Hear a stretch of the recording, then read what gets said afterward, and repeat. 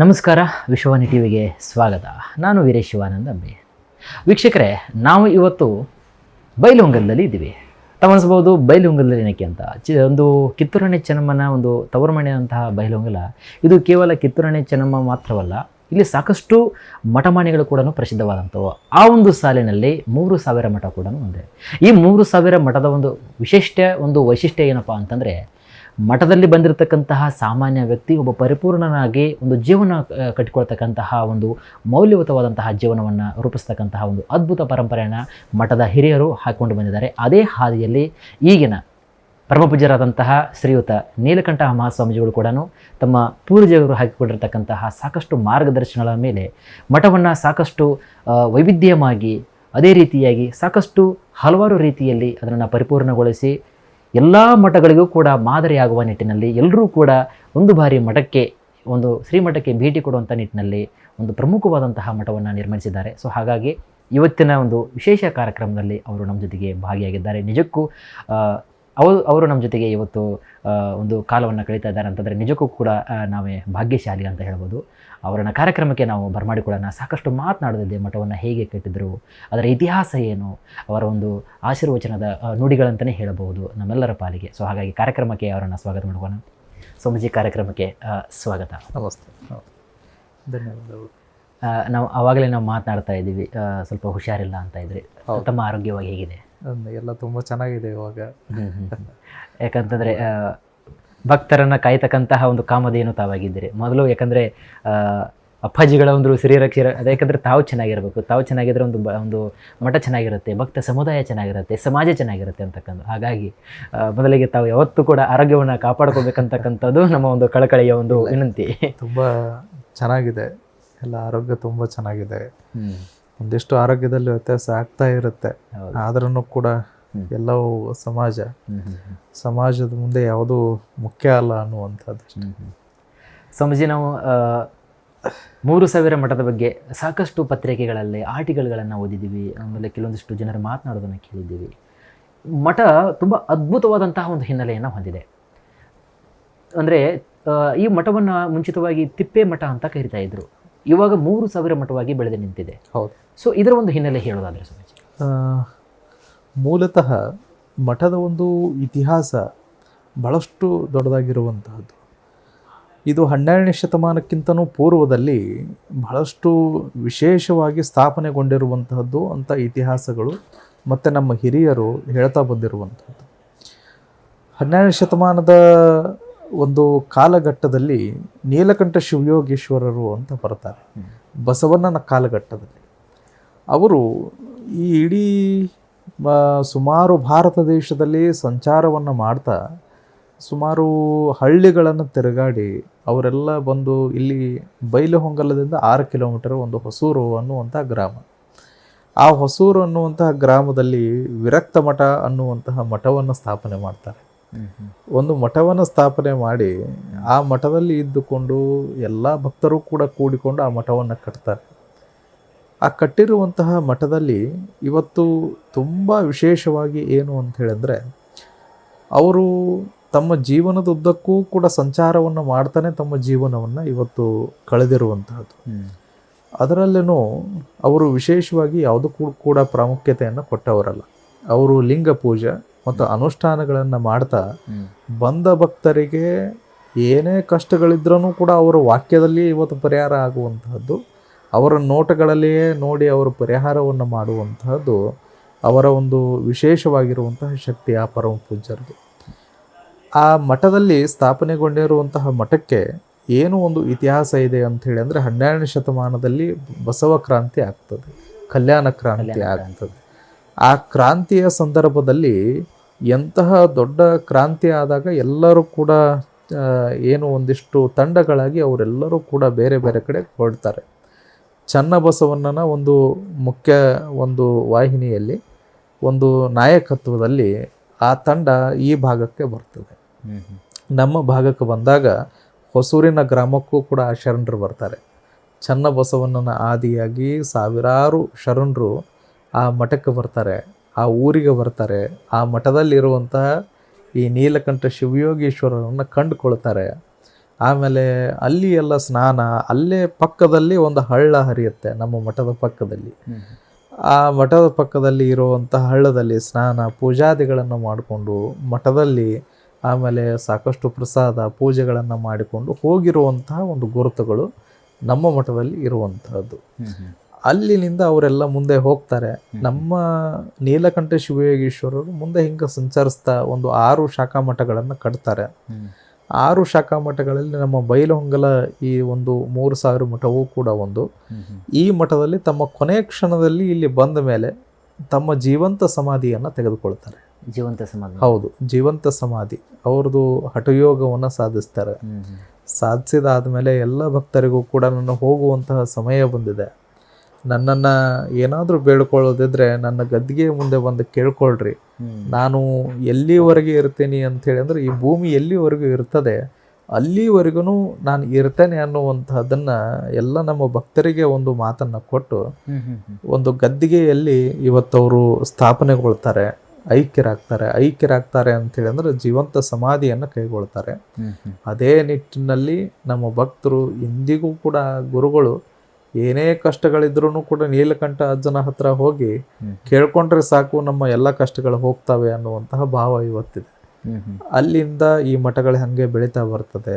ಈ ಮಠದ ಒಂದು ಹಲವಾರು ಕೋರೆಗಳು, ಜಮೀನುಗಳು, ಆ ನಂತರದಲ್ಲಿ ಇಲ್ಲಿಯವರೆಗೆ ಸುಮಾರು ಒಂದು 17 ಜನ ಪೀಠಾಧಿಕಾರಿಗಳು ಈ ಮಠಕ್ಕಾಗಿ ಹೋಗಿರುವಂಥದ್ದು. 17 ಜನರಲ್ಲಿ ಪ್ರಥಮವಾಗಿ ನೀಲಕಂಠ ಶಿವಯೋಗಿಗಳು, ಆ ನಂತರದಲ್ಲಿ ಬೇರೆ ಬೇರೆ ಪೂಜ್ಯರು ಈ ಮಠವನ್ನು ಬಹಳಷ್ಟು ವಿಶೇಷವಾಗಿ ನಡೆಸ್ಕೊಳ್ತಾ ಬರ್ತಾರೆ. ಏರುಪೇರುಗಳನ್ನು, ಸಮಾಜಗಳಲ್ಲಿ ಒಂದಿಷ್ಟು ಸಮಾಜದ ಸವಾಲುಗಳನ್ನು ಎದುರಿಸಿ ಇವತ್ತು ಅನ್ನದಾಸೋಹ, ಆಮೇಲೆ ಶಿಕ್ಷಣವನ್ನು ಕೂಡ ಈ ಮಠದಲ್ಲಿ ಪ್ರಾರಂಭ ಮಾಡ್ತಾರೆ. ಹಿಂದಿನ ನಮ್ಮ ಹಿಂದಿನ ಪೂಜ್ಯರು ಈ ಸಂಸ್ಥೆಗಳನ್ನು ಪ್ರಾರಂಭ ಮಾಡಿದರು. ಆದರೆ ಅದಕ್ಕಿಂತ ಪೂರ್ವದಲ್ಲಿ ಒಬ್ಬರು ಪೂಜ್ಯರು ಶಾಂತವೀರ ಮಹಾಸ್ವಾಮಿಗಳನ್ನವರು ಈ ಮಠದಲ್ಲಿ ಏನು ಮಾಡ್ತಾರೆ ಅಂತೇಳಿ ಅಂದ್ರೆ ಉಚಿತ ಪ್ರಸಾದ ನಿಲಯವನ್ನು ಪ್ರಾರಂಭ ಮಾಡ್ತಾರೆ. ಶಾಂತವೀರ ಮಹಾಸ್ವಾಮಿಗಳು ಅಂತ ಹೇಳಿ ಬರ್ತಾರೆ. ಆ ಸ್ವಾಮಿಗಳು ಈ ಮಠಕ್ಕೆ ಸುಮಾರು ಒಂದು 200 ವರ್ಷಗಳ ಹಿಂದೆಯೇ ಪ್ರಸಾದ ನಿಲಯವನ್ನು ಪ್ರಾರಂಭ ಮಾಡ್ತಾರೆ. ನಿರಂತರ ದಾಸೋಹ ಅಂದರೆ ಮಕ್ಕಳು ಉಚಿತವಾಗಿ ಅಧ್ಯಯನ ಮಾಡಲಿಕ್ಕೆ ಇಲ್ಲಿ ಬೋರ್ಡಿಂಗ್ ಅನ್ನ ಪ್ರಾರಂಭ ಮಾಡ್ತಾರೆ. ಅಂದ್ರೆ ವಸತಿ ನಿಲಯ ಮಕ್ಕಳಿಗೆ ಅದನ್ನ ಪ್ರಾರಂಭ ಮಾಡಿ ಅವಾಗಿಂದನೇ ಇದೊಂದು ವಿಶೇಷವಾಗಿರುವಂತಹ ಸ್ಥಿತಿಯನ್ನ ಪಡಿತದೆ. ಅಲ್ಲಿಂದ ಸಾಕಷ್ಟು ಆವಾಗಿನ ಪರಿಸ್ಥಿತಿಗಳು ಹೇಗಿದ್ವು ಅಂತ ಹೇಳಿದ್ರೆ, ಈ ಸ್ವಾಮಿಗಳಾದಂಥವರು ಜೋಳಿಗೆಯನ್ನು ತೆಗೆದುಕೊಂಡು ಮನೆ ಮನೆಗೂ ಹೋಗಿ ಭಿಕ್ಷೆಯನ್ನು ಬೇಡಿ ಬಂದಿರುವಂತಹ ಭಿಕ್ಷೆಯಲ್ಲಿ ಆ ಮಕ್ಕಳಿಗೆ ಪ್ರಸಾದವನ್ನು ಮಾಡಿಸುವಂತಹದ್ದು, ಅವರಿಗೆ ಅಧ್ಯಯನವನ್ನು ಮಾಡಿಸುವಂಥದ್ದು ಆ ಕಾಲದಲ್ಲಿ. ಆಮೇಲೆ ಇದರ ಒಟ್ಟಿಗೆ ಒಂದಿಷ್ಟು ಹಿರಿಯರು, ಈ ಮಠದ ಹಿರಿಯರು, ಆಮೇಲೆ ಮುಖ್ಯ ಒಂದಿಷ್ಟು ಬುದ್ಧಿವಂತರು, ಇದರ ಬಗ್ಗೆ ತಿಳುವಳಿಕೆ ಉಳ್ಳವರು, ಅವರೆಲ್ಲರೂ ಕೂಡ ಇದಕ್ಕೆ ಸಹಾಯವನ್ನು ಮಾಡ್ತಾರೆ. ಮಾಡಿ ಮುಂದೊಂದು ದಿವಸ ಹಂಗೆ ಅವರು ಕಾಲಾನಂತರ ಬಹಳಷ್ಟು ಅವನತಿಗೆ ಒಂದಿಷ್ಟು ಈ ಮಠ ಬರ್ತದೆ, ಬಹಳಷ್ಟು ಅವನತಿಗೆ ಬರ್ತದೆ. ಆಮೇಲೆ ಸುಮಾರು ವರ್ಷಗಳವರೆಗೂ ಕೂಡ, ಅಂದರೆ ಒಂದು 100 ವರ್ಷಗಳ ಕಾಲನೂ ಇರಬಹುದು, ಯಾರೇ ಪೂಜ್ಯರು ಕೂಡ ಈ ಮಠಕ್ಕೆ ಆಗಿರಲಿಲ್ಲ. ಆ ನಂತರದಲ್ಲಿ ಗಂಗಾಧರ ಮಹಾಸ್ವಾಮಿಗಳು ಅಂತ ಸಂಪಗಾಮದಲ್ಲಿ ಹುಟ್ಟಿ ಸಂಪಗಾಮಿ ಅಂತ ಬರ್ತದೆ. ಅದು ಒಂದು ಪುರಾತನವಾಗಿರುವಂತಹ ಊರು. ಸಂಗೊಳ್ಳಿ ರಾಯಣ್ಣ ಕಾಲಘಟ್ಟದಲ್ಲಿ ತಾವೆಲ್ಲರೂ ಕೂಡ ನೋಡ್ಬೋದು, DC ಆಫೀಸನ್ನು ಸುಡ್ತಾರೆ, AC ಆಫೀಸನ್ನು. ಆ AC ಆಫೀಸು ನಮ್ಮ ಸಂಪಗಾಮಿಯಲ್ಲಿ ಇತ್ತು. ಅದೆಲ್ಲ ಇತಿಹಾಸ, ಬಹಳಷ್ಟು ದೊಡ್ಡ ಇತಿಹಾಸ ಸಂಪಗಾಮಿಯಲ್ಲಿ. ಅಲ್ಲಿನಿಂದ ಹುಟ್ಟಿರುವಂತಹ ಪೂಜ್ಯರು ಅವರು ಆನಂದ ಶಿವಯೋಗ ಮಂದಿರದಲ್ಲಿ ಅಧ್ಯಯನವನ್ನು ಮಾಡಿಕೊಂಡು 10ನೇ ತರಗತಿಯನ್ನು ಓದಿರುವಂತಹ ಪೂಜ್ಯರವರು. ಕೇವಲ 10ನೇ ತರಗತಿಯನ್ನು ಓದಿ ಆ ನಂತರದಲ್ಲಿ ಇಲ್ಲಿ ಮಠಕ್ಕೆ ಭಕ್ತರು ಕರ್ಕೊಂಡು ಬರ್ತಾರೆ. ಅವರ ಒಂದು ಚಾಣಾಕ್ಷತೆಯನ್ನು ನೋಡಿ, ಅವರ ಒಂದು ಜ್ಞಾನವನ್ನು ನೋಡಿ ಭಕ್ತರು ಕರ್ಕೊಂಡು ಬಂದು ಈ ಮಠಕ್ಕೆ ಅವರನ್ನು ಪೀಠಾಧಿಕಾರಿಯನ್ನಾಗಿ ಮಾಡ್ಕೊಳ್ತಾರೆ. ಅವರು ಬಂದಾಗ ಈ ಮಠ ಹೇಗಿತ್ತು ಅಂತ ಹೇಳಿ ಅಂದ್ರೆ, ನೀವು ಹೇಳಿದ ಹಾಗೆ ತಿಪ್ಪೆ ಮಠ ಅಂತ ಕರಿತಾ ಇದ್ರು. ಆ ವಿರಕ್ತ ಮಠ ಹೋಗಿ ತಿಪ್ಪೆ ಮಠ ಆಗಿತ್ತು. ವಿರಕ್ತ ಮಠ ಹೋಗಿ ತಿಪ್ಪೆ ಮಠ ಆಗಿತ್ತು. ಇಲ್ಲಿ ಊರಿನ ಎಲ್ಲ ಭಕ್ತರು ಕೂಡ ಅವರ ಮನೆಯಲ್ಲಿರುವಂತಹ ತಿಪ್ಪೆಯನ್ನು ತೆಗೆದುಕೊಂಡು ಬಂದು ಈ ಮಠದಲ್ಲಿ ಹಾಕುವಂತಹದ್ದನ್ನ ಮಾಡ್ತಾ ಇದ್ರು. ಮಠದ ಆವರಣದಲ್ಲಿ ಹಾಕ್ತಾ ಇದ್ರು. ಅದಕ್ಕೆ ಇದನ್ನು ತಿಪ್ಪೆ ಮಠ ಅಂತ ಕರಿತಾ ಬಂದ್ರು. ಯಾವಾಗ ಪೂಜ್ಯರು ಬಂದರೋ ಇಂತಹ ಮಠ ಹೇಗಿತ್ತು ಅಂತ ಹೇಳಿ ಅಂದರೆ ಸುಮ್ಮನೆ ಒಂದಿಷ್ಟು ತಗಡಿನಿಂದ ಹೊದಿಸಿರುವಂತಹ ಒಂದು ಮಠ, 2 ರೂಮ್ಗಳು, ಆಮೇಲೆ ಕೇವಲ ಅಂದರೆ ಅಂಥೇಳಿ ಅಂದರೆ ಸುಮ್ಮನೆ ಒಂದು ಪೂಜೆಗೆ ಅಂಥೇಳಿ ಒಂದು ಸ್ಥಳ, ಆಮೇಲೆ ಅವರು ಮಲಗಲಿಕ್ಕೆ ಅಂಥೇಳಿ ಅಲ್ಲೇ ಜಾಗ, ಆಮೇಲೆ ಇಲ್ಲಿರುವಂಥ ಯಾರು ಭಕ್ತರು ಬಂದರೆ ಉಣಿಸ್ಲಿಕ್ಕೆ ಏನಿಲ್ಲ. ತುಂಬ ಇಕ್ಕಟ್ಟಾದ ಸ್ಥಳ. ಹೌದು, ಇಕ್ಕಟ್ಟಾಗಿರುವಂತಹ ಇದೇ ಸ್ಥಳದಲ್ಲಿ ಅವತ್ತಿತ್ತು. ಹೊಸೂರಿನಲ್ಲಿಯೂ ಕೂಡ ಹಾಗೆ ಇತ್ತು. ಇದನ್ನು ಪೂಜ್ಯರು ತೆಗೆದುಕೊಂಡ ಮೇಲೆ ಏನೋ ಒಂದಿಷ್ಟು ಸದ್ಭಕ್ತರನ್ನು ಕೂಡಿಸಿ ಈ ಭಾಗದಲ್ಲಿ ಯಾವ ರೀತಿ ಆಗಬೇಕು ಅಂಥೇಳಿ ಅಂದರೆ ಒಂದಿಷ್ಟು ಶಿಕ್ಷಣ ಆಗಬೇಕು ಅನ್ನುವಂತಹ ಸಂಕಲ್ಪವನ್ನು ಕೈಗೊಳ್ತಾರೆ.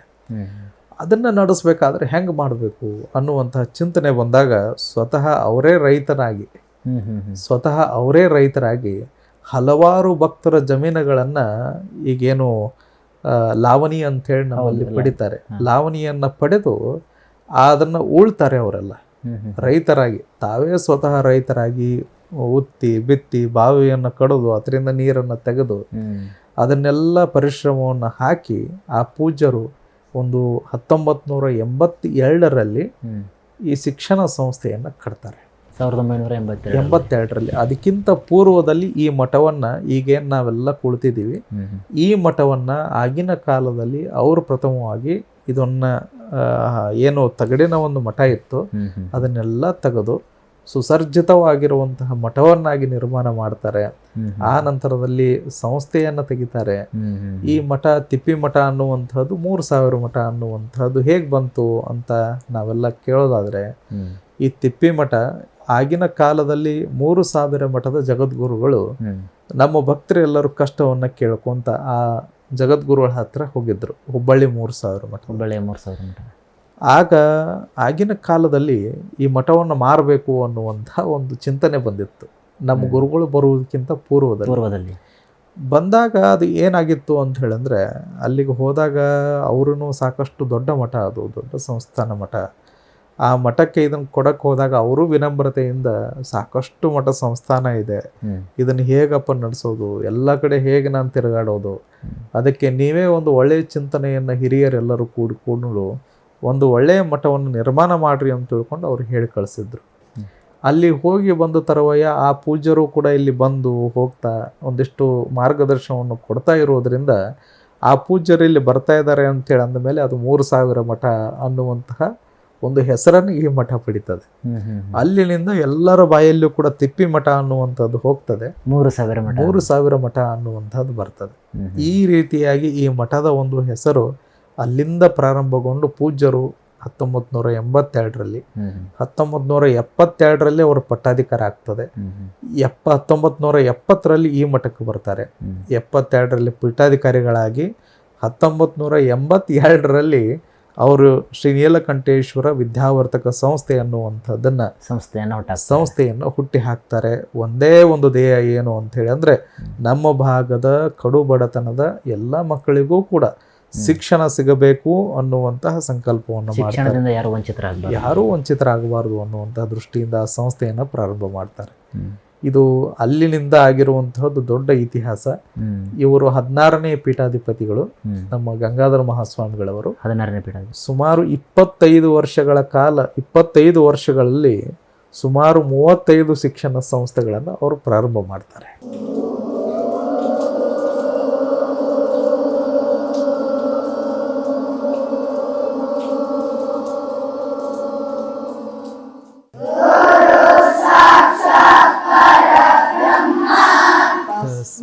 ಶ್ರೀ ಗುರವೇ ನಮಃ. 35 ಕೇವಲ 25 ವರ್ಷಗಳಲ್ಲಿ 35 ಶಿಕ್ಷಣ ಸಂಸ್ಥೆಗಳನ್ನು ಪ್ರಾರಂಭ ಮಾಡ್ತಾರೆ. ಅವರ ಒಂದು ಗರ್ಜನೆ, ಅವರ ಒಂದು ಸಿಂಹ ನಡೆಗೆ, ಆ ಎಲ್ಲವೂ ಕೂಡ ಇಂದಿಗೂ ಕೂಡ ನಮ್ಮ ಭಕ್ತರು ಬಹಳಷ್ಟು ಸ್ಮರಣೆಯನ್ನು ಮಾಡ್ತಾರೆ. ಆ ಎಲ್ಲವನ್ನೂ ಕೂಡ ಸ್ಮರಣೆಯನ್ನು ಮಾಡೋದ್ರ ಮೂಲಕ ಬಹು ಬೃಹದಾಕಾರವಾಗಿರುವಂತಹ ಶಿಕ್ಷಣ ಸಂಸ್ಥೆಗಳು, ಆಮೇಲೆ ಮಠದ ಜಾತ್ರೆಗಳು ಹಲವಾರು ರೂಪಗಳನ್ನು ಪಡೆದು ನಮ್ಮ ಹಳ್ಳಿಗಳಲ್ಲಿ ಸಂಸ್ಥೆಗಳನ್ನು ಪ್ರಾರಂಭ ಮಾಡೋದ್ರ ಮೂಲಕ ಹಲವಾರು ವಿಶೇಷವಾಗಿರುವಂತಹ ಕಾರ್ಯಕ್ರಮಗಳನ್ನು ಮಾಡ್ತಾರೆ. ಬೈಲಹೊಂಗಲದಲ್ಲಿ ಶ್ರೀಮಠ ಅಂತಂದರೆ ಶಿಕ್ಷಣ ಕ್ರಾಂತಿಗೆ ಅಂದರೆ ಮತ್ತೊಂದು ಉದಾಹರಣೆ ಅಂತ. ಹೌದು, ಮತ್ತು ಇನ್ನೊಂದು ವಿಶೇಷ ಏನು ಅಂತ ಹೇಳಂದರೆ, ಪೂಜ್ಯರು ಈ ಮಠದಲ್ಲಿ ಯಾವ ರೀತಿ ಒಂದು ನಿರ್ಮಾಣ ಮಾಡಿದರು ಅಂತ ಹೇಳಿದ್ರೆ, ಇಡೀ ಊರಿನಲ್ಲಿ ಯಾವುದೇ ಒಂದು ನ್ಯಾಯಗಳಾದ್ರೂ ಕೂಡ ಆ ನ್ಯಾಯಗಳನ್ನು ಬಗೆಹರಿಸುವಂಥದ್ದು ಮಠದಲ್ಲಿಯೇ ವಿಶೇಷವಾಗಿ. ಹೌದು.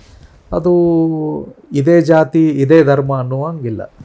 ಕೇವಲ ಧರ್ಮದ ಸಮಸ್ಯೆಗಳು, ಸರ್ವಧರ್ಮದ, ಇಲ್ಲಿ ಮುಸ್ಲಿಮ್ಸನು ಕೂಡ ತಮ್ಮ ಧರ್ಮದ ಸಮಸ್ಯೆಗಳನ್ನು ತೆಗೆದುಕೊಂಡು ಬರ್ತಾರೆ. ನಮ್ಮ ಹಿಂದೂ ಧರ್ಮದ, ಲಿಂಗಾಯತ ಧರ್ಮದ ಸಂಪೂರ್ಣ ಎಲ್ಲರೂ ಕೂಡ ಇಲ್ಲಿ ಬಂದು ಸಮಸ್ಯೆಗಳನ್ನು ಕೇಳುವುದ್ರ ಮೂಲಕ ಒಂದು ಮುಖ್ಯವಾಗಿರುವಂತಹ ಕೇಂದ್ರವನ್ನಾಗಿ ಪೂಜ್ಯರು ಮಾಡಿಕೊಳ್ತಾರೆ. ಮಾಡಿಕೊಂಡು ಇಲ್ಲಿಂದ ಬಹಳಷ್ಟು ದೊಡ್ಡ ಕೆಲಸಗಳನ್ನು ಪೂಜ್ಯರು ಈ ಸಮಾಜಕ್ಕೆ ಕೊಡ್ತಾರೆ.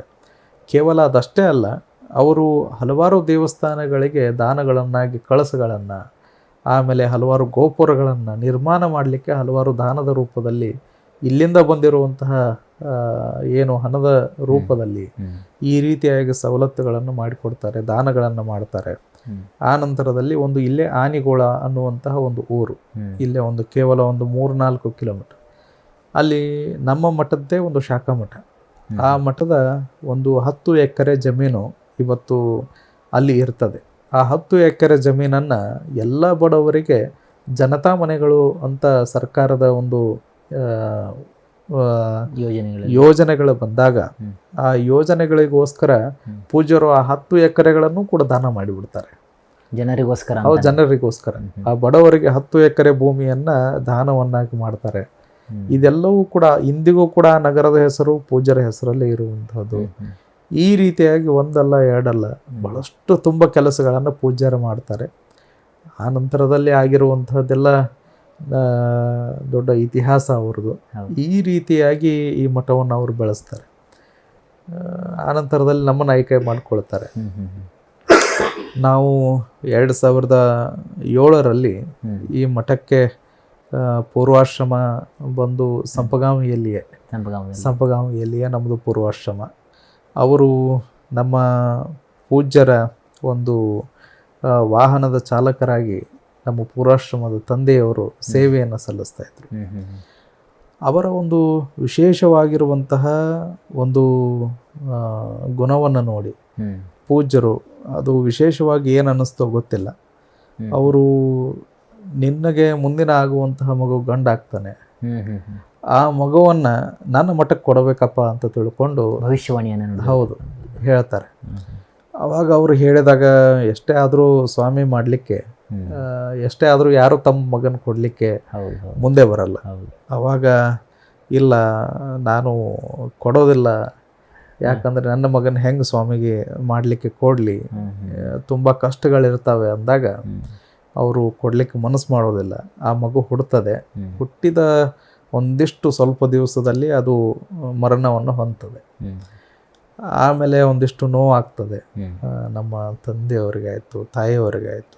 ಅಲ್ಲಿಂದ ನಮ್ಮ ಪೂಜ್ಯರ ಹತ್ರ ಬಂದ ಕೇಳಿಕೊಂಡು ಸುಮಾರು ವರ್ಷಗಳು, ಬಹಳಷ್ಟು ದಿನಗಳು ಹೋಗ್ತವೆ. ಹಲವಾರು ದೇವರುಗಳಿಗೆ ಹೋಗ್ತಾರೆ, ಮಕ್ಕಳೇ ಆಗ್ತಾ ಇರಲಿಲ್ಲ, ಹೆಣ್ಣು ಮಗು ಒಂದೇ ಆಗಿತ್ತು. ಅದಕ್ಕೆ ಎಲ್ಲ ದೇವರಿಗೆ, ಯಾವ ದೇವರಿಗೂ ಕೂಡ ಹೋಗೋದು ಮುಗಿದಿರಲಿಲ್ಲ. ಅವಾಗ ಪೂಜ್ಯ ಗಂಗಾಧರ ಪೂಜ್ಯರು, ನಮ್ಮ ಹಿಂದಿನ ಪೂಜ್ಯರು, ನೋಡಪ್ಪ ನಿನ್ನ ಗಂಡು ಮಗುನೇ ಆಗುತ್ತೆ, ಮತ್ತೆ ಆ ಗಂಡು ಮಗುನ ನನಗೇ ಕೊಡ್ಬೇಕಂತ ತಿಳ್ಕೊಂಡು ಹೇಳ್ತಾರೆ. ಮತ್ತೆ ಹೇಳ್ತಾರೆ. ಮತ್ತೆ ಹೇಳಿದಾಗ ಆಯ್ತು ಅಂತ ತಿಳ್ಕೊಂಡು ಸುಮ್ಮನೆ ಏನೋ ಹೇಳ್ತಾರೆ ಬಿಡ, ಆಮೇಲೆ ಮತ್ತೆ ಏನೋ ಮಾಡಿದ್ರೆ ಆಯ್ತು ಅಂತ ತಿಳ್ಕೊಂಡು ಪೂಜ್ಯ ನಮ್ಮ ತಂದೆಯವರು ಹಾಗೆ ಇದನ್ನು ಮಾಡ್ತಾರೆ. ಮಾಡಿದಾದ್ಮೇಲೆ ಅವರು ಹೀಗೆ ಹೋಗ್ಬೇಕಾದ್ರೆ ಮಗು ಹುಟ್ಟುತ್ತೆ.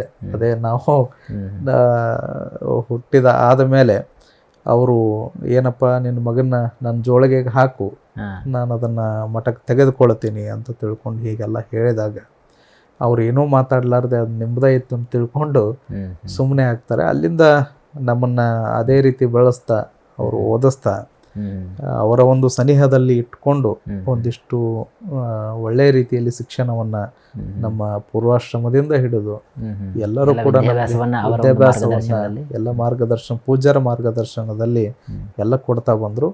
2007ನೇ ಇಸ್ವಿಯಲ್ಲಿ ನಮ್ಮನ್ನು ಈ ಮಠಕ್ಕೆ ಅಧಿಕೃತವಾಗಿ ಉತ್ತರಾಧಿಕಾರಿ ಮಾಡಿಕೊಳ್ಬೇಕು ಅನ್ನುವಂತಹ ಕಾರಣದಿಂದ ಸುಮಾರು ಆವಾಗಲೇ ನಾವು 8 ಅಥವಾ 8ನೇ ತರಗತಿ 7ನೇ ತರಗತಿಯನ್ನು ಓದ್ತಾ ಇದ್ವಿ. 7-8ನೇ ತರಗತಿಯನ್ನು ಓದ್ತಾ ಇದ್ವಿ. ಆ ಸಂದರ್ಭದಲ್ಲಿ ನಮ್ಮನ್ನು ಕೇಳಿದಾಗ ಏನಪ್ಪ ನೀನು ಸ್ವಾಮಿ ಆಗ್ತೀಯೇನೋ ಅಂತ ತಿಳ್ಕೊಂಡು ಕೇಳಿದರು. ಆವಾಗ ತಾವು ಹೇಳಿದ ಮೇಲೆ ತಮ್ಮ ಇದಕ್ಕೆ ನಾನು ಯಾವಾಗಲೂ ಕೂಡ ಬದ್ಧನಿದ್ದೇನೆ ಅಂತ ತಿಳ್ಕೊಂಡು ಹೇಳಿದಾಗ ಅವರು ಸ್ವೀಕಾರ ಮಾಡಿಕೊಂಡು ಎಲ್ಲ ಪೂಜ್ಯರ ಸಮ್ಮುಖದಲ್ಲಿ ಆಮೇಲೆ ಎಲ್ಲ ಹಿರಿಯರ ಸಮ್ಮುಖದಲ್ಲಿ ಉತ್ತರಾಧಿಕಾರಿ ಅಂಥೇಳಿ ಮಾಡಿಕೊಂಡು ಅಧಿಕೃತವಾಗಿ ಒಂದು ಸನ್ಯಾಸತ್ವದ ಅಧ್ಯಯನಕ್ಕೆ ನಾನು ಕಳಿಸ್ಕೊಡ್ತಾರೆ. ಪ್ರಥಮವಾಗಿ ಶಿವಯೋಗ ಮಂದಿರಕ್ಕೆ ನಾನು ಕಳಿಸ್ಕೊಡ್ತಾರೆ. ಶಿವಯೋಗ ಮಂದಿರದ ಅಖಿಲ ಭಾರತ ವೀರಶೈವ ಮಹಾಸಭೆಯನ್ನು ಸ್ಥಾಪನೆ ಮಾಡಿರುವಂಥವರು ಶ್ರೀಮದ್ ವೀರಶೈವ ಶಿವಯೋಗ ಮಂದಿರ ಅಂತ ಸಂಸ್ಥೆ ಇದೆ. ಅಲ್ಲಿ ಸ್ವಾಮಿಗಳ ಆಗುವಂತಹ ಕಾರ್ಖಾನೆನೇ ಅಂತೇಳಿ ಕರೀತಾರೆ. ಆ ಒಂದು ಕಾರ್ಖಾನೆಯಲ್ಲಿ ಒಂದಿಷ್ಟು ವಿಶೇಷವಾಗಿರುವಂತಹ ತರಗತಿಯನ್ನು ನಮಗೆ ನೀಡ್ತಾರೆ ಒಂದು 3-4 ವರ್ಷಗಳ ಕಾಲ. ಆನಂತರ ಅಲ್ಲಿಂದ ಮುಂದೆ ನಾವು ಸುತ್ತೂರು ಮೈಸೂರಿನ ಸುತ್ತೂರು ಮಠದ ಜಗದ್ಗುರುಗಳವರ ಒಂದು ಸನ್ನಿಧಾನದಲ್ಲಿ ಅಧ್ಯಯನ ಮಾಡಲಿಕ್ಕೆ ಹೋಗ್ತೇವೆ. ಅಲ್ಲಿಂದ ಒಂದಿಷ್ಟು ಅಧ್ಯಯನ ಮಾಡಿಕೊಂಡು ಡಿಗ್ರಿ MA ಪದವಿಯನ್ನು ಸಂಸ್ಕೃತದಲ್ಲಿ ಪಡೆದು ಅಲ್ಲಿನಿಂದ ಆನಂತರದಲ್ಲಿ ಭಕ್ತರು ಎಲ್ಲರ ಬೇಡಿಕೆಯಂತೆ 2009ರಲ್ಲಿನೇ ನಾವು 10ನೇ ತರಗತಿ ಇದ್ದಾಗ ನಮ್ಮ ಪೂಜ್ಯರು ಲಿಂಗೈಕ್ಯರಾಗ್ತಾರೆ. ನಾವು 10ನೇ ತರಗತಿ ಇರ್ತೇನೆ. ಆ ಸಂದರ್ಭದಲ್ಲಿ ಗಂಗಾಧರ ಪೂಜ್ಯರು ಅನಾರೋಗ್ಯದ ಕಾರಣದಿಂದ ಅವರು ಲಿಂಗೈಕ್ಯರಾಗ್ತಾರೆ. ಆ ನಂತರದಲ್ಲಿ ಮಠದ ಜವಾಬ್ದಾರಿ ಅದೆಲ್ಲವೂ ಕೂಡ ನಮ್ಮ ಮೇಲೆ ಬೀಳ್ತದೆ. ಆಮೇಲೆ ಎಲ್ಲ ಭಕ್ತರು ಹಿರಿಯ ಪರಮ ಪೂಜ್ಯರು ಎಲ್ಲರೂ ಕೂಡ ಅದನ್ನು ನಮಗೆಲ್ಲ ತಿಳಿ ಹೇಳಿ ಯಾವ ರೀತಿ ಇದನ್ನು ಮಾಡಬೇಕು ಮುಂದಿನ ಮಠವನ್ನು ಅನ್ನುವಂಥದ್ದನ್ನು ತೆಗೆದುಕೊಂಡು ಇನ್ನೂ ಹೆಚ್ಚಿನದಾಗಿ ನನ್ನ ಒಂದು ಒಳಗಿನ ಒಂದು ಕುತೂಹಲ ಏನು ಅಂತ ಹೇಳಿ ಅಂದರೆ ಓದಬೇಕು. ಒಂದೇ ಒಂದು ಆಸೆ, ಓದಬೇಕು. ಜ್ಞಾನದಾಹ ಇನ್ನೂ ಇತ್ತು, ನಾನು ಓದಬೇಕು ಅನ್ನುವಂಥದ್ದು. ಅದಕ್ಕೆ ನಾನು ಓದಬೇಕು, ಇಷ್ಟು ಬೇಗ ನಾನು ಮಠಕ್ಕೆ ಬಂದು ಕೊಂಡಿರೋದಿಲ್ಲ. ಒಂದಿಷ್ಟು ಜ್ಞಾನವಂತರಾಗಿ ಬಂದಾಗ ಸಮಾಜಕ್ಕೆ ಏನೋ ಕೊಡಲಿಕ್ಕೆ ಸಾಧ್ಯ ಇದೆ ಅನ್ನುವಂತಹ ಒಂದು ಕಲ್ಪನೆಯಲ್ಲಿ ಇವತ್ತು MAಯನ್ನು ಮುಗಿಸ್ಕೊಂಡು ಸಂಸ್ಕೃತವನ್ನು ಮುಗಿಸ್ಕೊಂಡು MA ಸಂಸ್ಕೃತವನ್ನು ಮುಗಿಸ್ಕೊಂಡು ನಮ್ಮ ಭಕ್ತರೆಲ್ಲ ಹೇಳಿದರು, ಬುದ್ಧಿ ಓದಿದ್ದು ಸಾಕು, ನಮ್ಮ ಮಠ ಬಡ ಆಗೈತಿ, ಇವತ್ತು ಯಾರೂ ಇಲ್ಲ ಮಠದಲ್ಲಿ. ಆಮೇಲೆ ಎಲ್ಲ ಭಕ್ತರೇ ಇವತ್ತು ಇದನ್ನು ಕೆಲವು ಜನ ಭಕ್ತರು ಸಂಸ್ಥೆಯನ್ನು ನಡೆಸ್ತಾ ಇದ್ದರು ಎಲ್ಲರೂ ಕೂಡಿಕೊಂಡು. ಅದಕ್ಕೆ ಇವತ್ತು ಸಂಸ್ಥೆನೂ ಕೂಡ ಬಹಳಷ್ಟು ಅಧೋಗತಿಗೆ ಬರ್ತಾ ಇದೆ.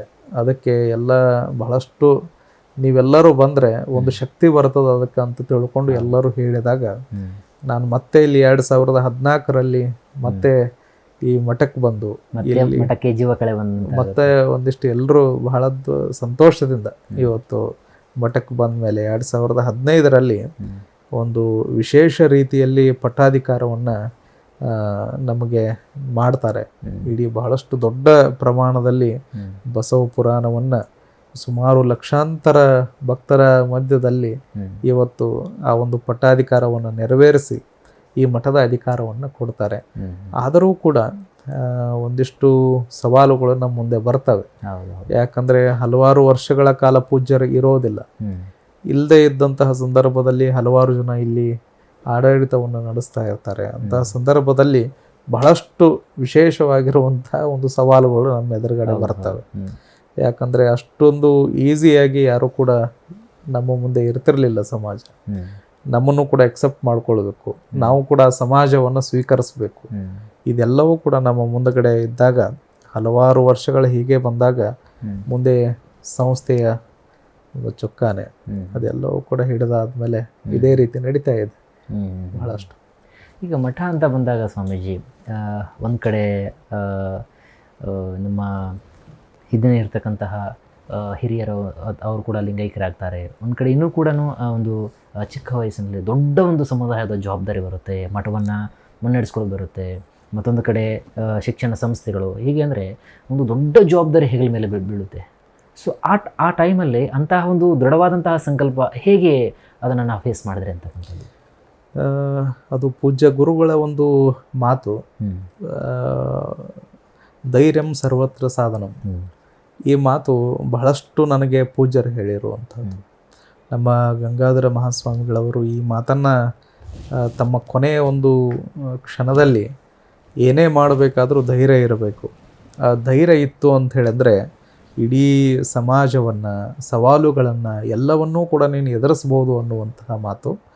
ಆ ರೀತಿಯಾಗಿ ಅವರ ಮಾತುಗಳನ್ನು ನಾನು ಮಂತ್ರವನ್ನಾಗಿ ಮಾಡಿಕೊಂಡು ಒಂದು ಶಿವನ ಮೇಲೆ ಭಾರವನ್ನು ಹಾಕಿ ಏನೇ ಬಂದರೂ ಕೂಡ ಅವನು ಇರ್ತಾನೆ ಅನ್ನುವಂತಹ ಒಂದು ನಂಬಿಕೆಯಲ್ಲಿ ಈ ಸಮಾಜವನ್ನು ಎಷ್ಟೇ ಆದಮೇಲೆ ಸಮಾಜಕ್ಕೆ ಬಂದ ಮೇಲೆ ಸೇವೆಯನ್ನು ಮಾಡಲಿಕ್ಕೆ ಸನ್ನದ್ಧ ಆಗಲೇಬೇಕು. ಯಾವುದೇ ರೀತಿಯಾದ ಸವಾಲುಗಳು ಬಂದ್ರೂ ಕೂಡ ನಾವೆಲ್ಲರೂ ಕೂಡ ನಿಲ್ಲಬೇಕಾಗ್ತದೆ. ಅಂತಹ ಸವಾಲುಗಳನ್ನು ಎದುರಿಸಿ ನಿಂತಿದ್ದೀವಿ. ಸಾಕಷ್ಟು ಸವಾಲುಗಳು ಬಂದ್ರೂ ಕೂಡ ಅದನ್ನು ಎದುರಿಸಿ ನಿಂತಾಗ ಒಂದು ಒಳ್ಳೆಯ ಒಂದು ಫಲಿತಾಂಶವೂ ಕೂಡ ಸಿಕ್ಕಿದೆ ಅನ್ನುವಂಥದ್ದು ನನಗಿದೆ.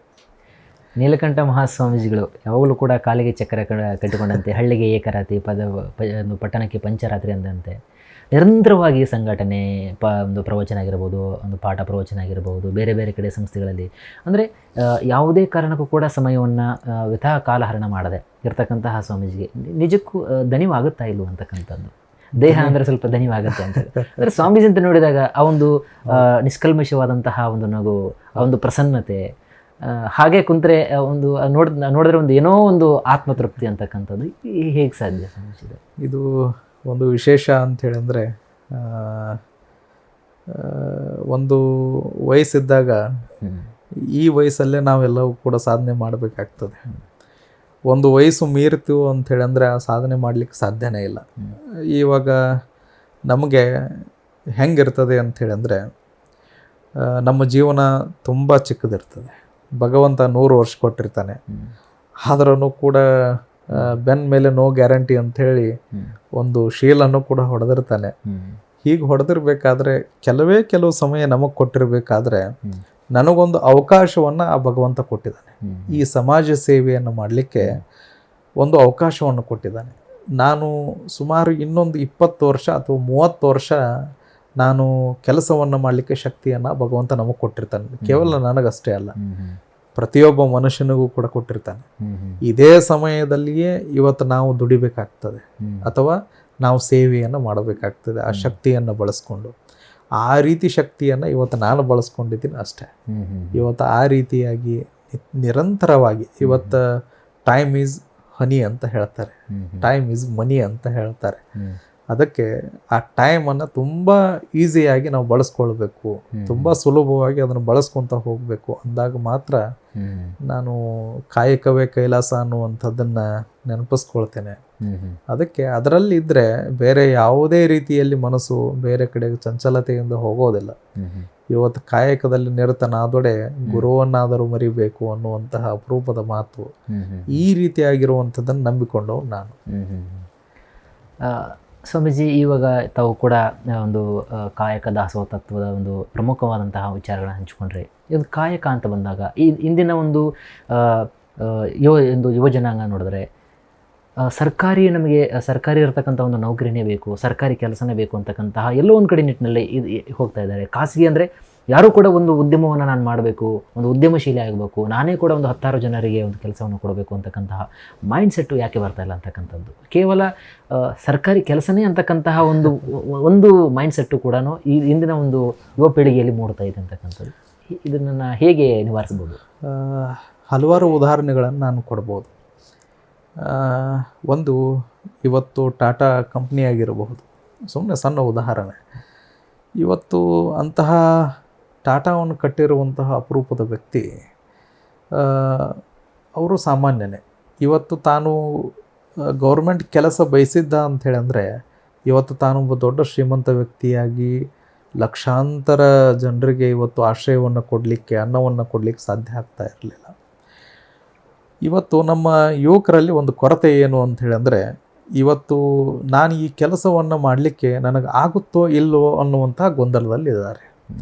ಇವತ್ತು ಸರ್ಕಾರಿ ಕೆಲಸಗಳು ಏನಾಗ್ತವೆ ಅಂಥೇಳಿ ಅಂದರೆ ಅವ್ರ ಮೈಂಡ್ ಸೆಟ್ಟಲ್ಲಿ ಇವತ್ತು ನಾನು ಆರಾಮಾಗಿ ಕುಳಿತುಕೊಂಡು ಇವತ್ತು ಸಂಬಳವನ್ನು ನಾನು ಪಡಿಬೋದು ಅನ್ನುವಂಥದ್ದು. ಆದರೆ ಇವತ್ತು ಸರ್ಕಾರದ ಕೆಲಸಗಳು ಹೇಗಾಗಿದ್ದಾವೆ ಅಂಥೇಳಿ ಅಂದರೆ ಇವತ್ತು ಶಾಂತತೆಯನ್ನು ಒಟ್ಟೆ ಬಿಡ್ತಾ ಇಲ್ಲ. ಯಾವುದೇ ಒಬ್ಬ ಮನುಷ್ಯ ಸರ್ಕಾರಿ ಕೆಲಸದಲ್ಲಿದ್ದರೆ ಅವನ ಮನಸ್ಸು ಅಥವಾ ಅವನ ಮೈಂಡು ಇವತ್ತು ಒಟ್ಟೆ ಶಾಂತತೆಯಿಂದ ಕೂಡಿಲ್ಲ. ಇವತ್ತು ನಾವು ಬೇಕಾದ ಸರ್ಕಾರಿ ಕೆಲಸಗಳಲ್ಲಿ ಇರುವಂತಹ ನೌಕರದಾರರನ್ನು ನೀವು ಕೇಳ್ಬೋದು, ಏನಪ್ಪ ಹೆಂಗಿದೆಯಾ ಅಂತ ಕೇಳಿದರೆ ಸಾಕಾಗಿ ಹೋಗೋದ್ರಿ ಸ್ವಾಮೀಜಿ ಅಂತ ತಿಳ್ಕೊಂಡು ಹೇಳ್ತಾ ಇರ್ತಾರೆ. ಯಾಕೆ ಹೇಳ್ತಾರೆ ಅಂಥೇಳಿ ಅಂದರೆ ಈ ಮಾತನ್ನು ನಮ್ಮ ಯುವಕರಿಗೆ ಸರಳವಾಗಿ ಅದು ತಿಳ್ಕೊಳ್ಳಿಕ್ಕೆ ಆಗ್ತಾ ಇಲ್ಲ. ಒಂದು ಇವತ್ತು ಹಲವಾರು ಸೆಕ್ಟರ್ಗಳಲ್ಲಿ ಇವತ್ತು ನಮ್ಮ ಸ್ಟಾರ್ಟಪ್ ಆಗಿರಬಹುದು, ಹಲವಾರು ಕಂಪನಿಗಳನ್ನು ಮಾಡಬಹುದಾಗಿದೆ. ಆಮೇಲೆ ಹಲವಾರು ರಂಗಗಳು ಇವತ್ತು ನಮಗೆ ಅವಕಾಶಗಳಿದ್ದಾವೆ. ಆದರೆ ಅದನ್ನು ಹುಡುಕುವಂತಹ ಮತ್ತು ಅವುಗಳನ್ನು ಕಂಡು ಹಿಡಿಯುವಂತಹ ಜಾಣ್ಮೆ ನಮ್ಮ ಯುವಕರಲ್ಲಿ ಇನ್ನೂ ಬರ್ತಾ ಇಲ್ಲ. ಒಂದು ತಂತ್ರಜ್ಞಾನದ ಒಂದು ಮೊರೆ ಹೋಗಿರ್ಬೋದು, ಒಂದು ಇನ್ನೊಂದು ಅವರಲ್ಲಿ ತಾಳ್ಮೆಯ ಗುಣಗಳು ಕೂಡ ಇವತ್ತು ಕಡಿಮೆ. ಇವೆಲ್ಲವೂ ಕೂಡ ಇರೋದರಿಂದ ಅವರಿಗೆ ಸರಿಯಾದ ದಾರಿಯನ್ನು ತೋರಿಸುವಂಥವರು ಕೂಡ ಇವತ್ತಿಲ್ಲ. ಅದಕ್ಕೆ ನಮ್ಮ ಯುವಜನತೆ ಅದರಲ್ಲಿ ಒಂದು ಸ್ವಲ್ಪ ಏನೋ ಎಡವ್ತಾ ಇದ್ದಾರೇನೋ ಅಂತ ಇವತ್ತು ನನಗೆ ಅನಿಸ್ತಾ ಇದೆ. ಇನ್ನೇನು ಜೂನ್ 21ಕ್ಕೆ ನಾವು ಅಂತಾರಾಷ್ಟ್ರೀಯ ಯೋಗ ದಿನಾಚರಣೆ ವಿಶ್ವ ಮಟ್ಟದಲ್ಲಿ ಎಲ್ಲ ಕಡೆ ಕೂಡ ನಾವು ಆಚರಿಸ್ತಾ ಇದ್ದೀವಿ. ಒಂದು ಕಡೆ ನೋಡಿದ್ರೆ ಭಾರತ ನಿಜಕ್ಕೂ ಕೂಡ ಒಂದು ಯೋಗದ ತತ್ವ ಸಿದ್ಧಾಂತದಲ್ಲಿ ಇಡೀ ದೇಶಕ್ಕೆ ಒಂದು ಯೋಗದ ಒಂದು ಪರಿಕಲ್ಪನೆಯನ್ನು ಕೊಟ್ಟಂತಹ ಒಂದು ದೊಡ್ಡ ಕೊಡುಗೆ ಕೊಟ್ಟಂತಹ ದೇಶ ಅಂತ ಹೆಮ್ಮೆ ಆಗ್ತಾ ಇದೆ.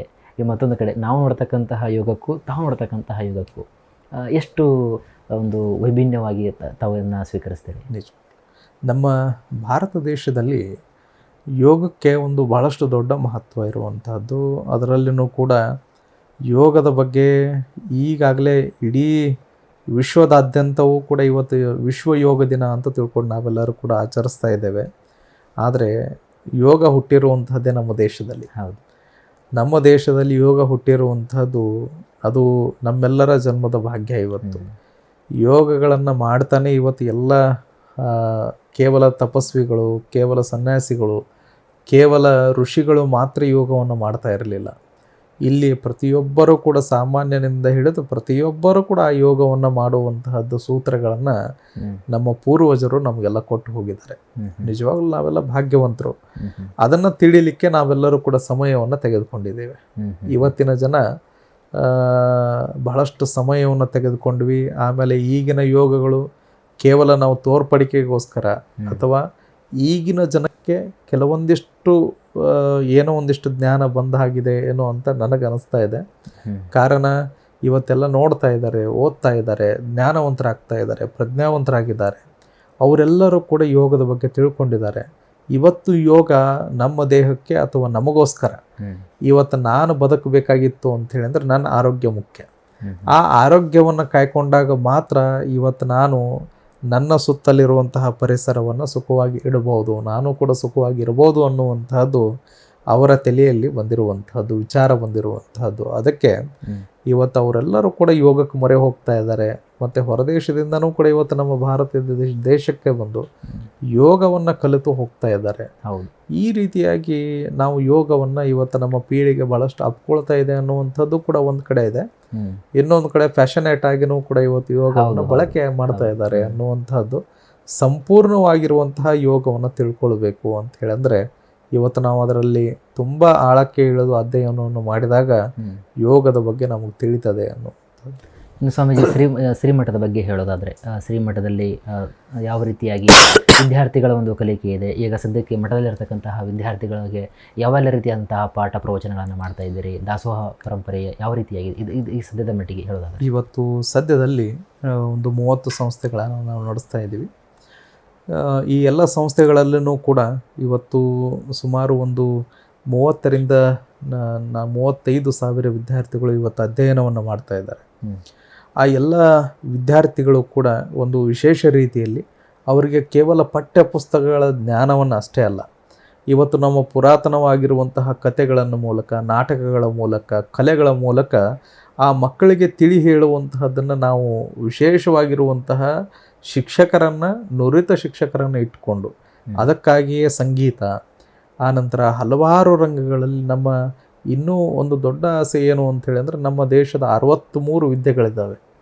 ಗುರುಕುಲ ಪದ್ಧತಿಯಲ್ಲಿ 63 ವಿದ್ಯೆಗಳು. ಆ 63 ವಿದ್ಯೆಗಳನ್ನು ಕೂಡ ನಮ್ಮ ಮಕ್ಕಳಿಗೆ ಕೊಡಬೇಕನ್ನುವಂತಹ ಆಸೆ ನಮ್ಮದು. ಅದರಲ್ಲಿ ಕೇವಲ ಈಗ ಸುಮಾರು ಒಂದು 4 ಮಾತ್ರ ಇವತ್ತು ಅಳವಡಿಸಲಾಗಿದೆ. ಈ ರೀತಿಯಾಗಿ ನಮ್ಮ ಮಕ್ಕಳಿಗೆ ಒಂದು ಸಂಸ್ಕಾರ ಸಿಗ್ತದೆ, ಒಂದು ವಿಶೇಷ ರೀತಿಯಲ್ಲಿ ನಮ್ಮ ಮಕ್ಕಳು ಅಧ್ಯಯನವನ್ನು ಮಾಡ್ತಾರೆ. ಇವತ್ತಿಗೂ ಕೂಡ ಸುಮಾರು ರಂಗದಲ್ಲಿ ಇವತ್ತು ಆ ಮಕ್ಕಳು ಪರಿಣಿತರಾಗಿದ್ದಾರೆ ನಾವು ಕೊಡುವಂತಹ ಒಂದು ಶಿಕ್ಷಣದಲ್ಲಿ. ಇವತ್ತು ಬಹಳಷ್ಟು ಖುಷಿ ಆಗ್ತದೆ. ಈ ರೀತಿಯಾಗಿ ಇನ್ನೂ ತರಬೇಕನ್ನುವಂಥದ್ದು ನಮ್ಮ ಆಸೆ. ಎಲ್ಲರೂ ಕಲಿಬೇಕು ವಚನಗಳ. ಹೇಳು.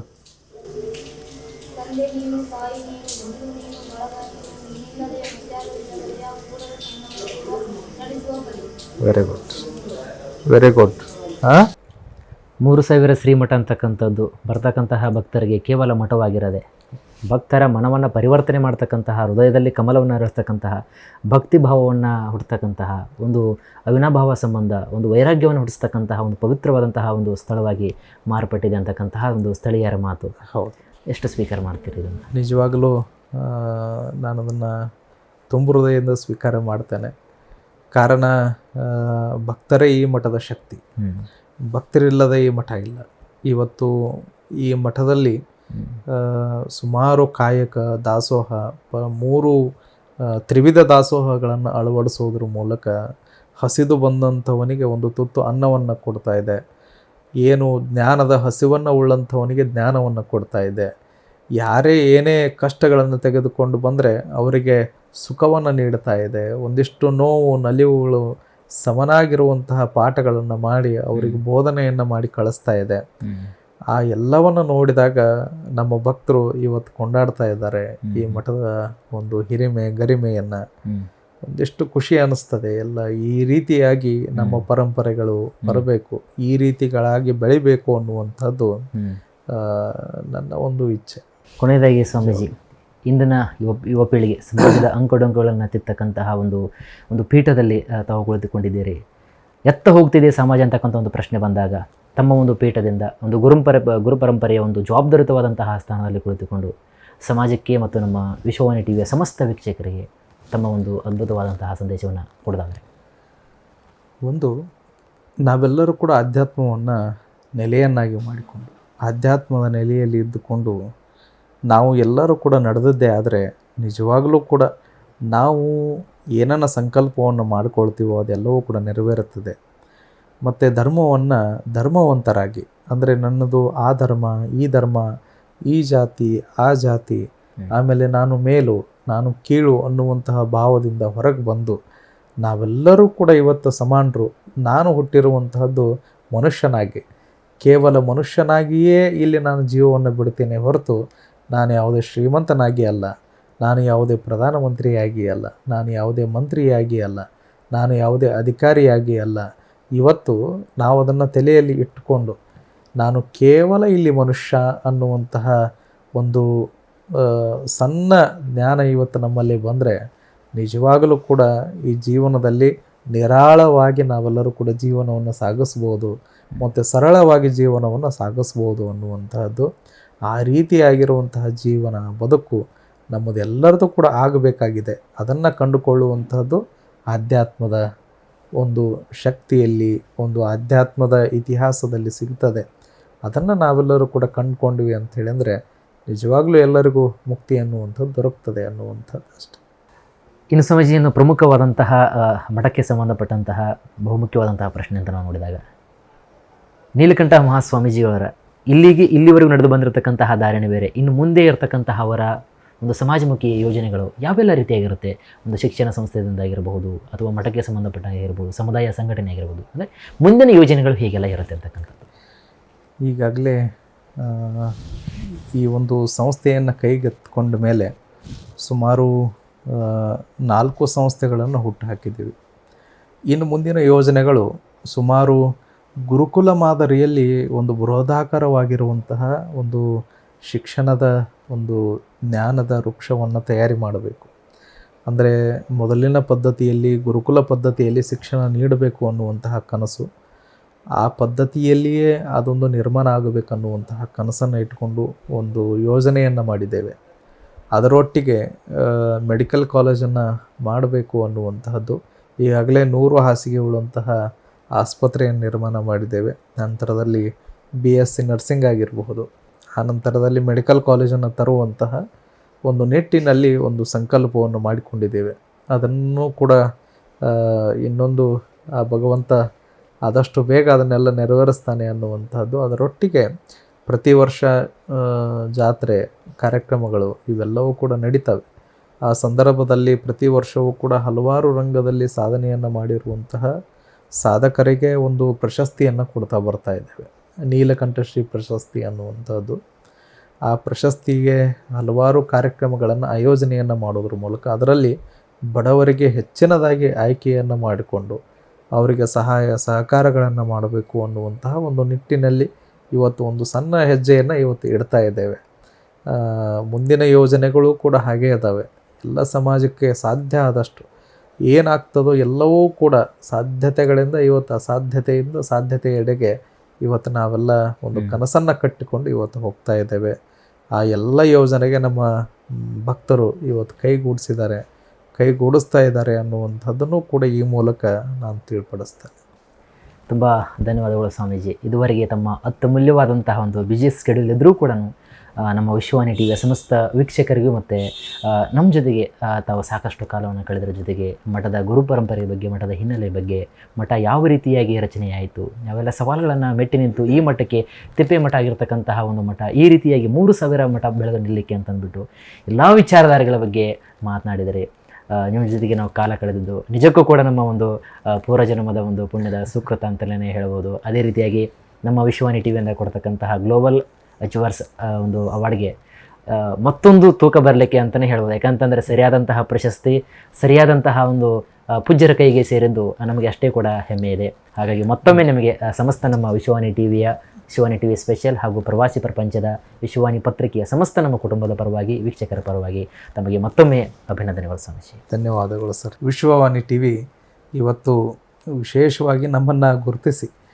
ಇವತ್ತು ಈ ರಂಗದಲ್ಲಿ ನಾವು ಬಂದ ಮೇಲೆ ಹಲವಾರು ಕನಸುಗಳನ್ನು ಇವತ್ತು ಸಮಾಜಕ್ಕೆ ಕೊಡಬೇಕು ಅನ್ನುವಂತಹ ನಿಟ್ಟಿನಿಂದ ಇವತ್ತು ಬಂದು ಹಲವಾರು ಸೇವೆಗಳನ್ನು ಇಲ್ಲಿ ಮಾಡಿರುವುದರಿಂದ ನಮ್ಮನ್ನು ಇವತ್ತು ಗುರುತಿಸಿ, ಮಠವನ್ನು ಗುರುತಿಸಿ, ನಮ್ಮ ಮಾನ್ಯ ವಿಶ್ವೇಶ್ವರ ಭಟ್ ಅವರು ಬಹಳಷ್ಟು ವಿಶೇಷವಾಗಿ ಈ ಒಂದು ನಾಯಕತ್ವವನ್ನು ತೆಗೆದುಕೊಂಡು ವಿಶ್ವವಾಣಿ ಪತ್ರಿಕೆಯನ್ನು ಇವತ್ತು ನಡೆಸ್ತಾ ಇದ್ದಾರೆ, ವಿಶ್ವವಾಣಿ ಟಿವಿಯನ್ನು ನಡೆಸ್ತಾ ಇದ್ದಾರೆ.